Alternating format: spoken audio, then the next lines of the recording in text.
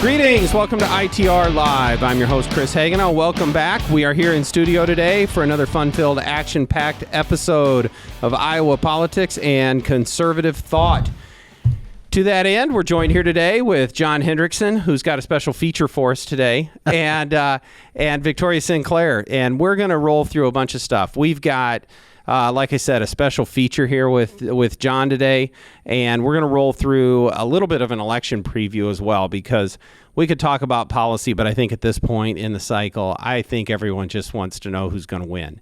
And we are not going to have a lot. We're not going to tell you who that is, but we've got some thoughts. So, first things first, have you bought your $1.5 billion Powerball tickets? Not yet. No. Are you going to? I might actually. Well, it's okay. Good. I'm surprised you don't want to get in on that, Victoria. Yeah, I don't like paying extra taxes. Like, that's all that is, because the odds are so bad that it's just a tax on people who don't do math well. Actually, if you could buy one of every number, your odds of winning are lower than what you'd win. But I can't afford that. So. Okay, I wanted you to just say that it's going to take away from gaming on European basketball. Yeah, I'm still a little bit bitter. I lost today by 1 point on some European women's basketball. So what country, what league are we talking about? I don't know, but the team was called the Kangaroos. I think that's kangaroos in whatever language that is. But anyway, a little bitter. That would earn me about $7. So wonderful. That's gone. Okay, so John, you might grab a ticket. What if you put after tax? After you take the one-time sum, you're sitting with over $500 million in your pocket. What's your first purchase? I'm going to start the Center for Preservation of Western Civilization. So you're actually going to create the organization that sits beneath your title. Yes. Yeah, okay. The future director of the Center for the Advancement of Western Civilization. I'll endow a chair. Good. I can I be on your board? Yes. Thank you. Yeah. Okay. Good. Mine is a luxury mega yacht. One of these big dogs that has the helipad and torpedoes, and you just sail out in the open waters, and people never know where you're at again. So that's... Your first purchase needs to be in a financial advisor, I think. Well, that may be. You're hired. How's that? And some decent attorneys so that you can have some sort of an LLC claim all your winnings. And I know a few decent attorneys and a couple of really good ones. So... Anyway, well, good. I'm going to buy a ticket, and I'm going to win because I get value out of mine, Victoria. Because I can throw $4 at a Powerball ticket and spend hours dreaming about what I would buy, and it's great entertainment value for me. And I can watch European women's basketball. That's right. That's I'm just beautiful. adding to their viewership. Yeah, good. All right. I want to move on to our special feature. So John does not need to win Powerball to actually buy the things that he cares about a lot. And we've talked about this in the past when John gets a new present in the mail. We get a lot of mail here to the office from a lot of different sources, but just about every day, John gets a new package in the mail of something that he's found somewhere. And instead of him bringing in his book, what were a couple of the other ones we did before, John? Well, I had to a trade war. Yeah, the trade war book. I had a poster of 1924 election of Coolidge and Dawes, and then I had a autograph campaign poster of Pat Buchanan for president. Is it up on your wall yet? Not yet. I need to get it framed. I need to get it framed. You're killing me, John. Yeah. All right. So we can't forget that time that he got like 4 of the same dress shirts all separately delivered to him. I didn't realize I bought, and I kept reordering the same shirt. So what I want to do, John, and I hope this is a recurring feature for us here, but we're actually going to do an unveiling of the new thing. An unboxing. An unboxing, because apparently that's what the kids love these days, right? Right, Victoria? Are your kids watching that on YouTube all the time? I do everything I can to keep them off of YouTube. That's what mine are watching. So this is John for our viewers on YouTube, which is really honestly about 5 of you. We've got John's new unpackaging of the latest shipment. This could be a scroll.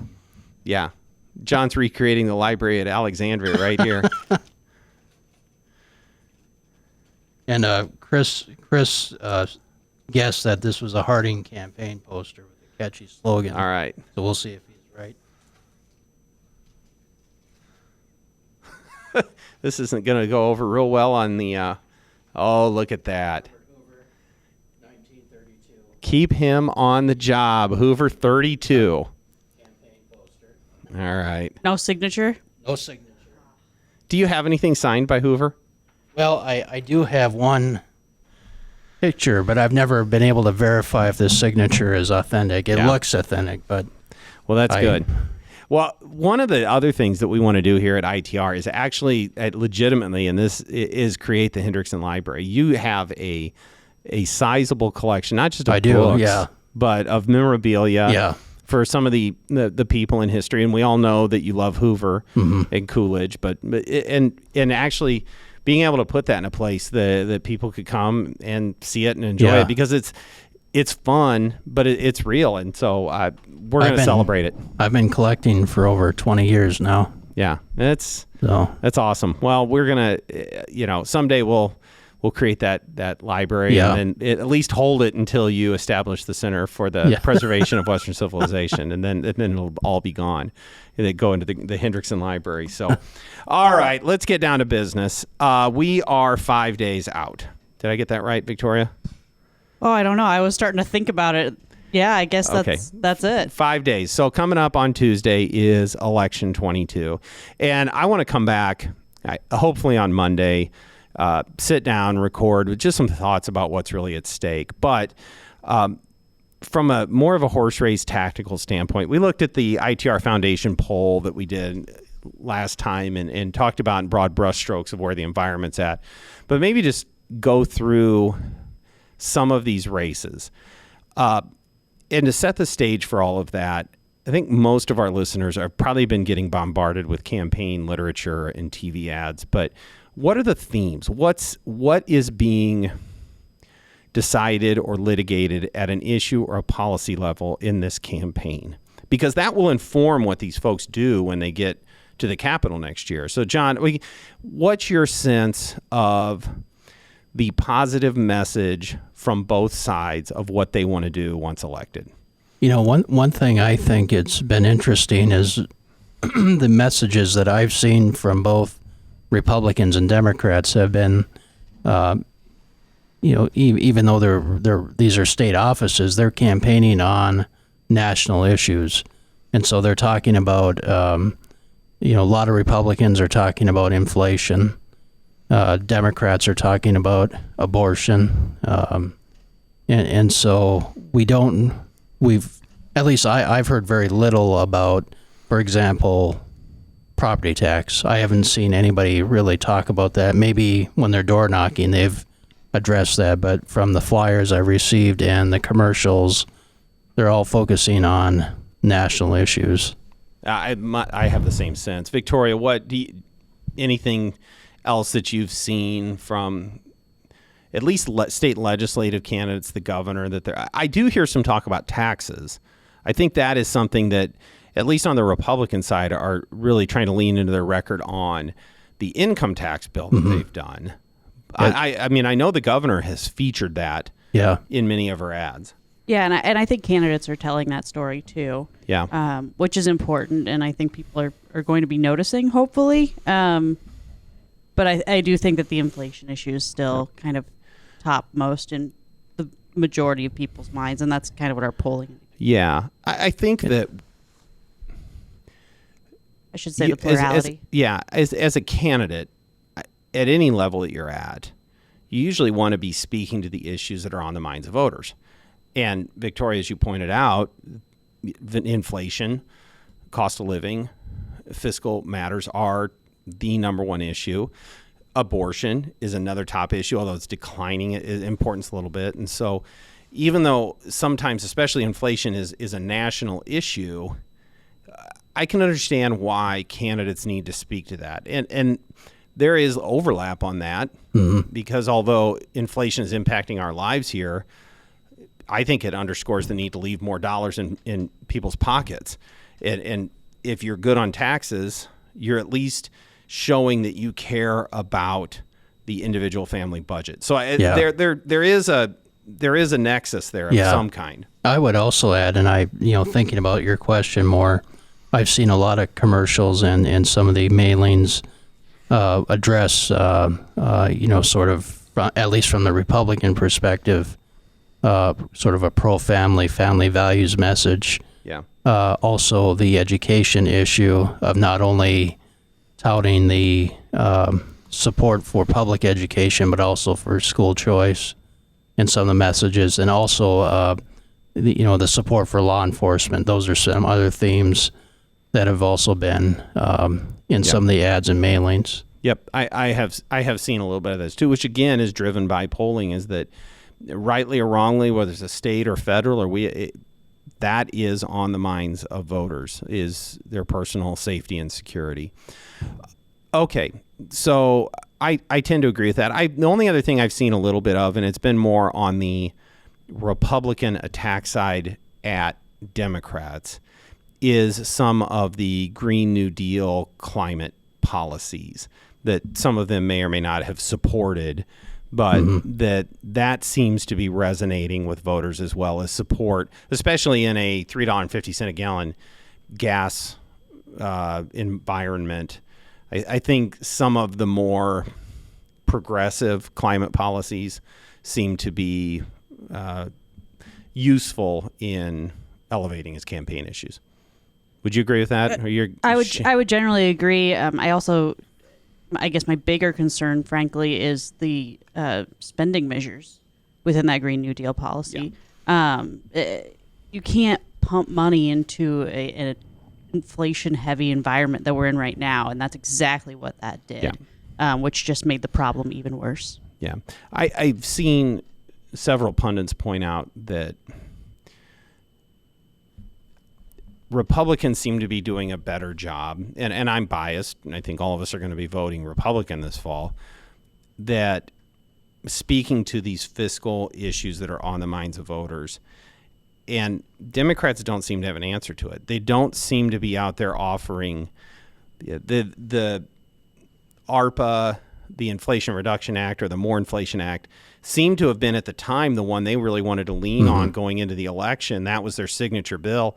I don't see anybody out there trying to campaign on that right now, and almost ceded that ground into, on their side, as a single issue campaign focused on abortion.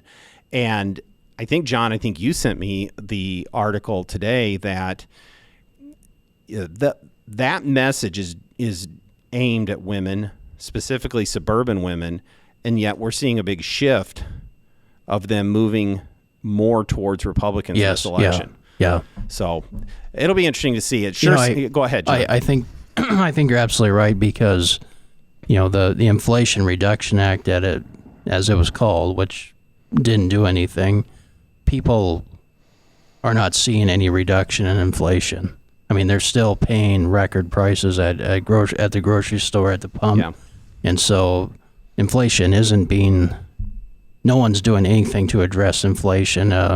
The Fed is trying to do a little maneuvering about it, but this administration has done nothing.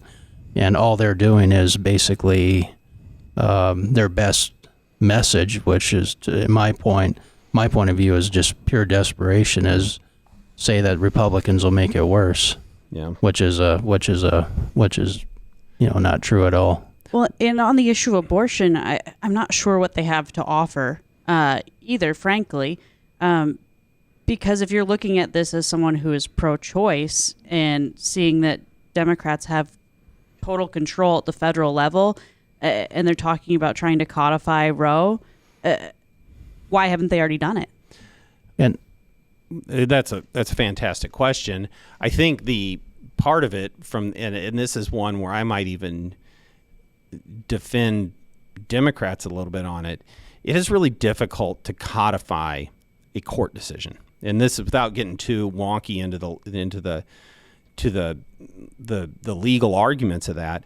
But to quote unquote codify Roe really means trying to pass a national abortion on demand act, and that then puts them into what I think is a fairly radical position, or at least one that's far beyond what most of their swing seat candidates would like to stand behind. So you're exactly right, and that we could explore that in depth on how that all breaks down. But one issue I'd like to get both your thoughts on is we see a lot from the Democrats, both at the national level and here at the state level, that it almost seems like they're trying to scare voters by saying that if the Republicans get in, our democracy is over, that our democracy is under attack. And I don't think people are buying into that. But what do you think of that message that we're seeing about, this is, our, Republicans get in and democracy is over? I think they're playing to their base on that one. I that's my perspective. I don't think the average swing voter is paying attention to democracy in January 6th. I think they're worried about putting gas in their tank and food on their table. I mean, how many times were we told that there's going to be gerrymandering in the redistricting process? I couldn't tell you how many times I read that or heard that, and that never occurred. We did the same process we've had for decades. You can only cry wolf so many times. And some of those folks are the same folks that lament the gerrymandering of the United States Senate. So, and John and I had a pre-production meeting earlier today talking about this. And has Hillary Clinton conceded admitted that there was no election fraud in the 2016 election? Not at Governor all. Stacey Abrams is still talking about it in her reelect down in Georgia right now.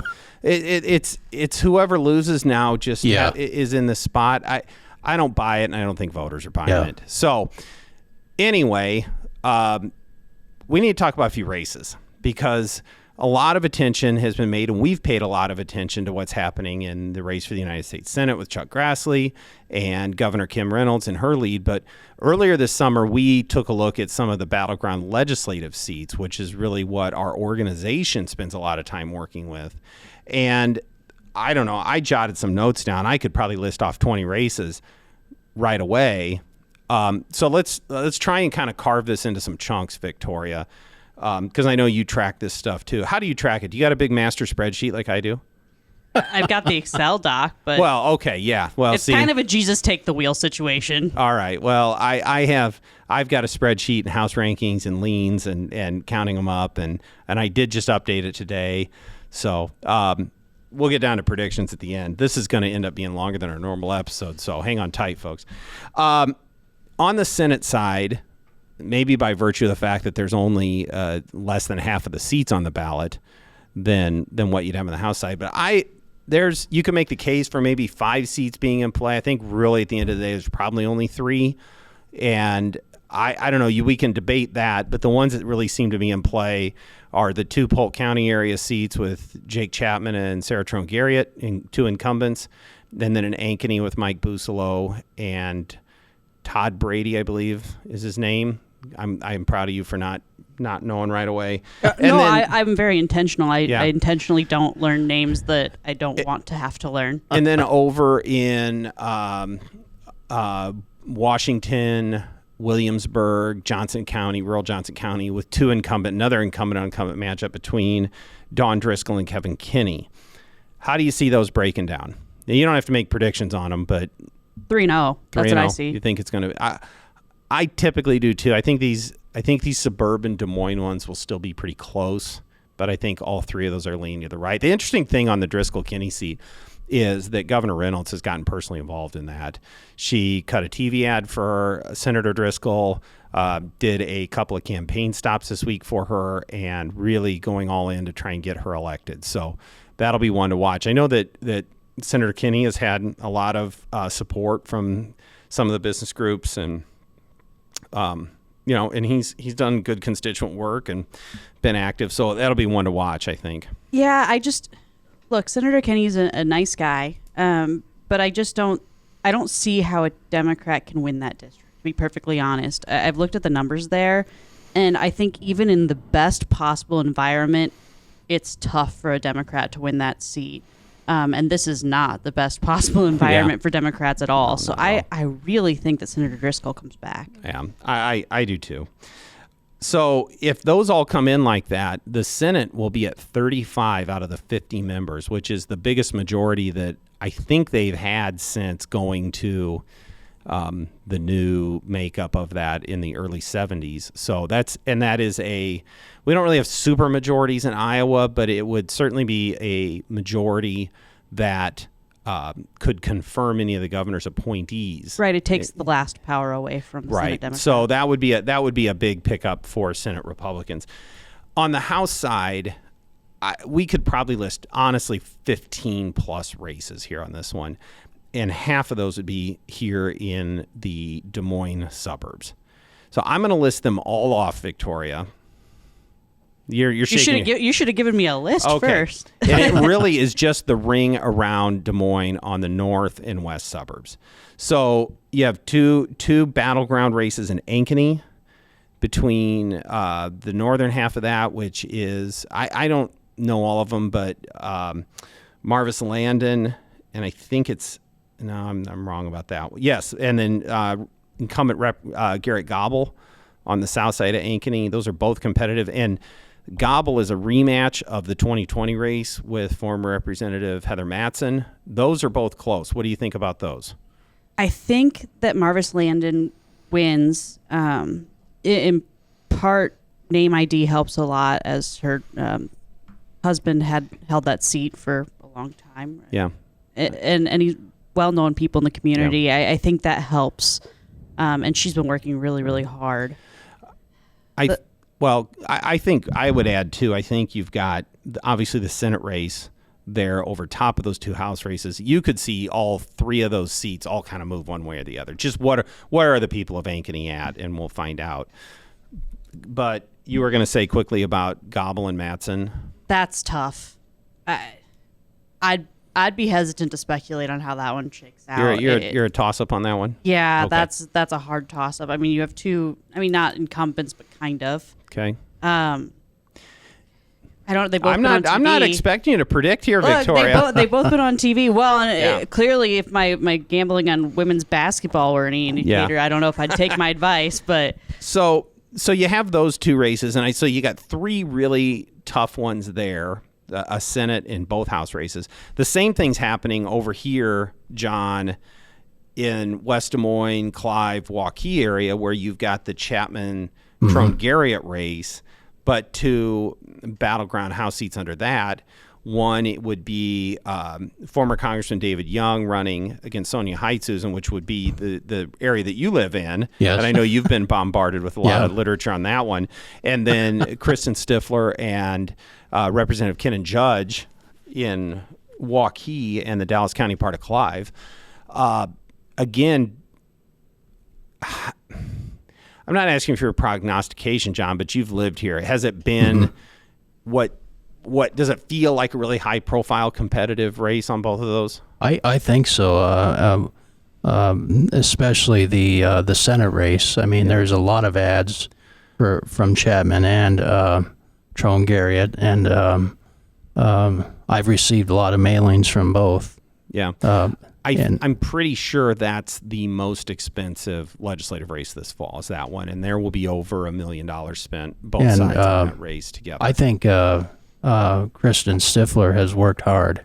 Yeah, I mean, she's done a lot of door knocking. She's a friend of the ground. She's a friend of the ITR Live podcast too. Yeah, so, yeah.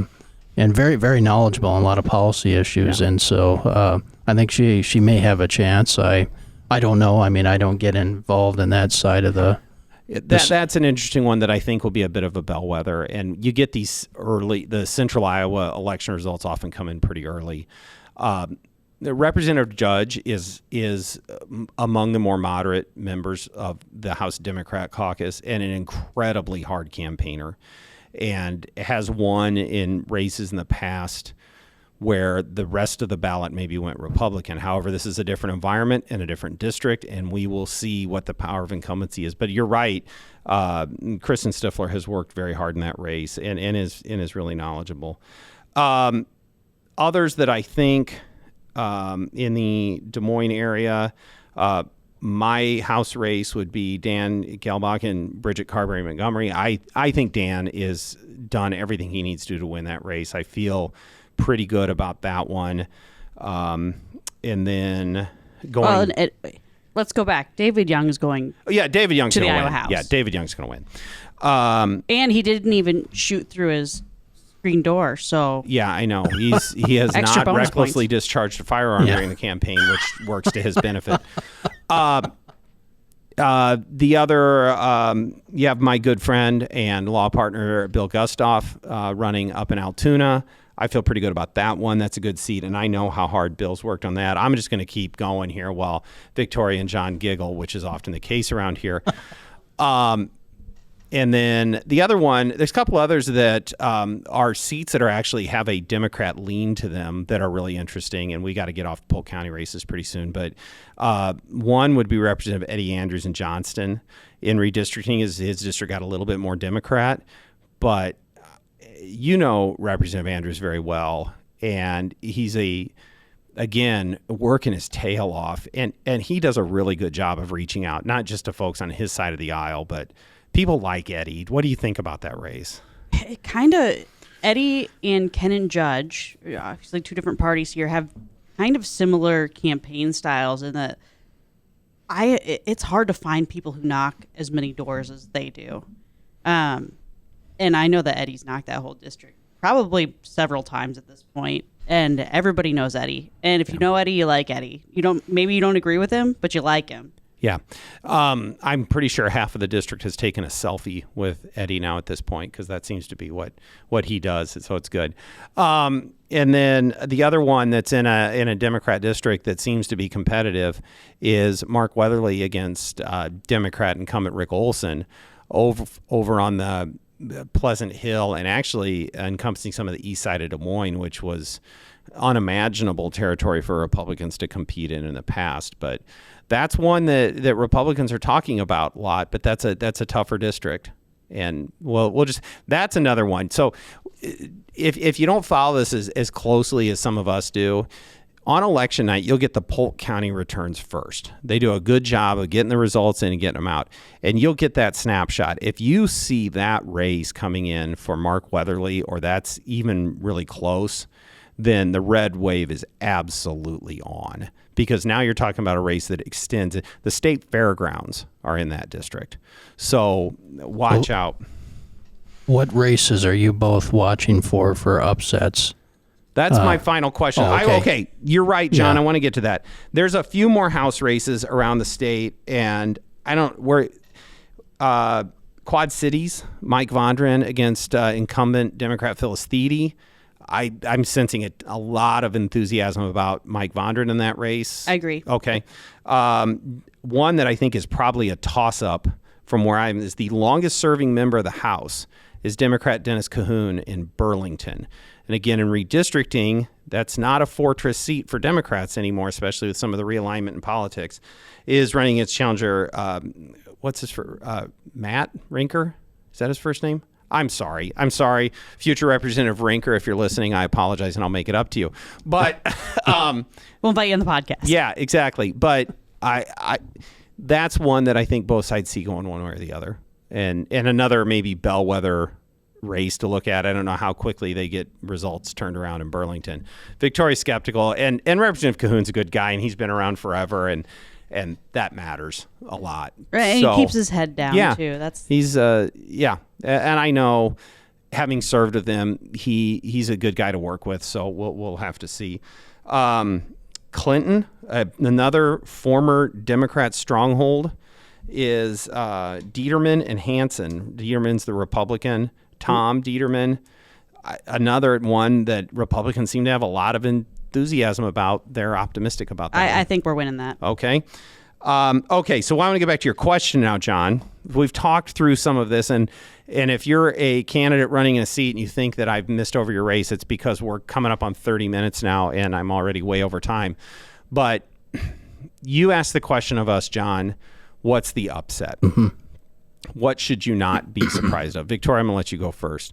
We wake up on you and I are going to be in the ITR war room watching results. What are you expecting to see that's not going to surprise you, but will surprise everybody else?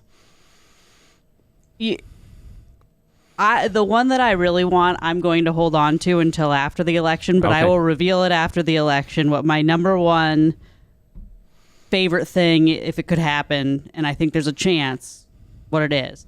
But the big upset I see actually is, and maybe it's a little pie in the sky, but I don't know. I think Brenna Bird takes out Tom Miller. I think we're throwing him a retirement party. I think that one, I like that's a good pick. And Brenna's a longtime friend, and she's run a terrific race. And I think the race is moving her direction. I think that will be decided by 1 point, one way or the other. I think it's going to be razor thin. That'll be the one they're counting well into the night. Well, I think that Robbie Smith actually takes out I Michael think Robbie Fitzgerald wins. too. Yeah. Well, to that end, I'm going to get my $10 back. Okay, good. From the treasure hunt. Coming soon to a state fair near you will be the Great Iowa Treasure Hunt with Robbie Smith. I made a prediction on an earlier episode that I think Republicans sweep all of it. Now, that's really optimistic, but since I already said that, I kind of have to stick to it. At the legislative race, I think there's 2 races that did not get attention by either party that I think you could see a Republican pull off an upset. And that is one in Council Bluffs with Sarah Abdush. I think I'm saying her name right. I apologize, Sarah, if I'm not. That Council Bluffs works differently because it's in the Omaha media market. They don't get the same news flow. It's usually a lower turnout area, and fundamentally that's a district that voted for Donald Trump for president. So I'm looking for an upset there, and I'm very curious to see what happens in Mason City with Doug Campbell and incumbent Sharon Steckman. Again, didn't get a lot of attention, but redistricting and the environment, that's one that I'm not sure about. So, well, and don't forget that Amanda Reagan is still on the ballot up there too. She's running for supervisor. Seat. Yeah, and very well liked up there. Yep. Yeah, and so I don't know if that helps drive turnout up there a little bit. It very well could be. So those are 2 I'm watching. I've got another super long shot I'm predicting, but I'm not even feel good enough about that to say it publicly. Just like yours, Victoria. So we'll save it, and then if we're right, we can claim the victory afterwards and say how great we were. So. Okay, I think we breezed through. You didn't ask John. John, you asked the question. What's your big upset? Or did we steal your thunder? You know, I don't know. I would maybe agree with Brenna Bird. Yeah. But John, Hoover's not coming back. I'm sorry, he's not on the ballot. I wish. Well, we'll have to see. I interrupted you. Did you have one more? Or you? Well, and I don't know. I was, as you know, I was. You talked about Stifler. That would be one that would qualify. I think she might win. Good. All right. So. Well, that'll be good. I feel good about the campaign she's run too. So. All right, way over time, but I feel good about it. I think that was a great episode, guys. So we did good. And ironically, the internet's out again today. We seem to do our best work when the internet's out here in the office. And I think this is the 3rd recent podcast that we've done with the internet out. So I'm going to blame them digging up all of our yard. I don't know what underground government installation or whatever they're building over there, but I do not understand why we need this giant pit in the middle of the courtyard here. It's a new swimming pool. Yeah, I'm pretty sure that's not it, Victoria. Anyway, all right. Well, good. We need to wrap it up. Well, our listeners have got better things to do than listen to us go on for a half hour at a time about Iowa politics. Just click that listening speed up. You'll be good. That's right. Okay. Well, thank you for joining us. Don't forget to like and subscribe and give us a 5-star review. Tell your friends. Whatever the lingo is on you helping us get more listeners, but we certainly appreciate it. So we'll come back with one more look at election 2022 before Election Day. But Victoria and John, thanks a lot. And Thank you. And what's it say on the top there? Keep him on the job. Keep him on the job. Herbert Hoover. Yeah. So Hoover 1932 for president. And with that, we will see you next time on ITR Live.